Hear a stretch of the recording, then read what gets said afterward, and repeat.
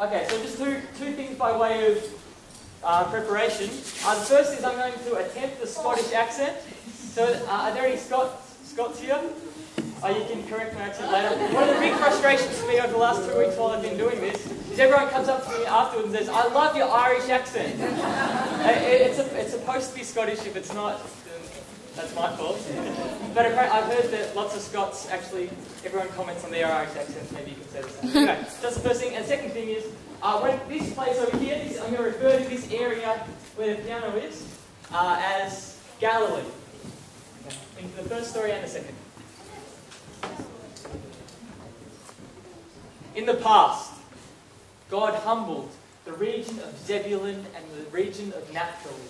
But in the future, God will honour Galilee of the Gentiles, the land by way of the sea along the Jordan. The people walking in darkness have seen a great light. The people living in the land of the shadow of death, on them a light has dawned. You have enlarged the nation, and you have increased their joy. The people rejoice before you as people at the time of the harvest, and as men rejoice when dividing the plunder. Because the yoke of their burden, the staff across their shoulders, the rod of their oppressor, you have shattered as in the days of Midian's defeat. And because every warrior's boot used in battle and every garment rolled in blood shall be destined for burning, shall be fuel for the fire. Because to us a child is born, to us a son is given, and the government shall be on his shoulders. He shall be called Wonderful Counselor, Mighty God, Everlasting Father, Prince of Peace. Of the increase of his government and peace there shall be no end. He shall rule on David's throne, establishing it and upholding it with justice and with righteousness from that time on and forever. The zeal of the Lord Almighty will accomplish this. And then about 700 years later, the zeal of the Lord Almighty did accomplish just this. This is Matthew's Christmas story. Matthew chapter 1 verse 18 and onwards. Now this is how the birth of Jesus the Messiah came about. His mother Mary was engaged to be married to Joseph. But before they came together, Mary was found to be pregnant through the Holy Spirit. Now Joseph, he was a righteous man, and he didn't want to expose Mary to public disgrace. And so Joseph decided to divorce his fiancée Mary in secret. When he decided this, the angel of the Lord appeared to Joseph in a dream and said, "Joseph, son of David, do not be afraid to take Mary home to be with you as your wife, because what is conceived in her is from the Holy Spirit. She will give birth to a son, and you will name him Jesus, which means God saves, because he will save his people from their sins."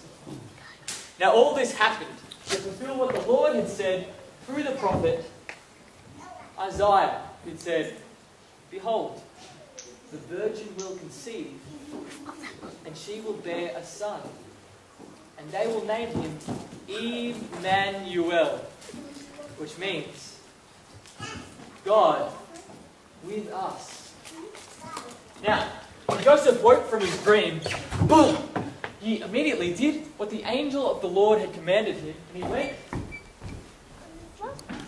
and he took Mary home to be with him as his wife. But he had no union with her until she gave birth to a son. And Joseph gave him the name Jesus. Now, after Jesus was born in Bethlehem in Judea, during the time of King Herod, Magi from the east, or Smarties, Magi from the east, they came to Jerusalem and they were asking the people, "Where is the one who's been born King of the Jews? We saw his star in the east. We have come to worship him." And when a report about this came to Herod, he was greatly troubled, and all Jerusalem was troubled with him.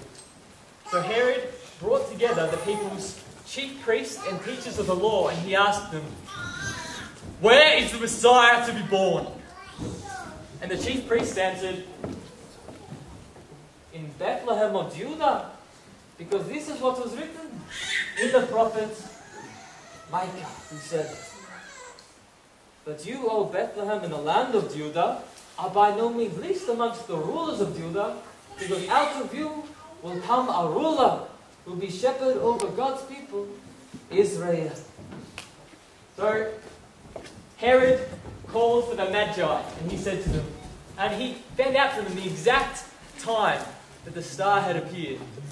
And he sent them to Bethlehem, saying, "Go, make careful search for the child. And when you find him, tell me about it, so that I too may go and worship him." Now the Magi, once they had heard from the king, they went on their way. And the star they had seen in the east went on ahead of them and stopped over the place where the child was.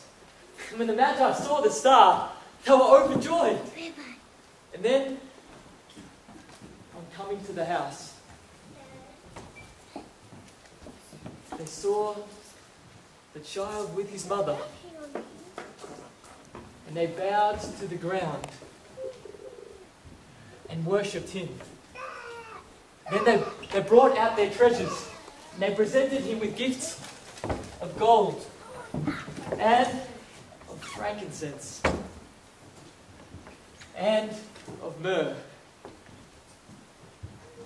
And then, having been warned in a dream not to go back to Herod, they returned back to their own country via a different route. Now, once they had left, the angel of the Lord appeared to Joseph again in a dream and said, "Get up and go and escape to Egypt and stay there until I tell you, because Herod is trying to take the child's life to kill him." So Joseph, he immediately took the child and his mother and escaped in the night and went to Egypt. And he stayed there until the death of Herod. And so was fulfilled what was said in the prophet Hosea, who said, "That out of Egypt I called my son." Right. Now, once Herod had realized that he had been outwitted by the Magi, he was furious. And so Herod then gave orders to kill all the boys in Bethlehem and its vicinity who were 2 years old and younger. And so was fulfilled what was spoken about by the prophet Jeremiah, who said, "A voice is heard in Ramah, weeping and great mourning, Rachel weeping for her children, but refusing to be comforted, because they are no more." Well, after King Herod died, the angel of the Lord appeared to Joseph in Egypt and said, "Get up and go back to the land of Israel, because those who are trying to take the child's life are dead."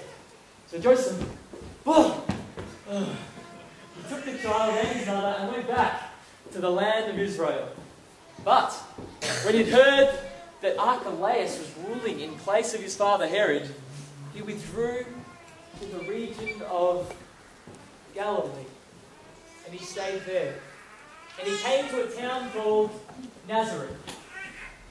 And so it was fulfilled what was said in the prophets, that he shall be called a Nazarene. That's the Christmas story from Matthew's Gospel.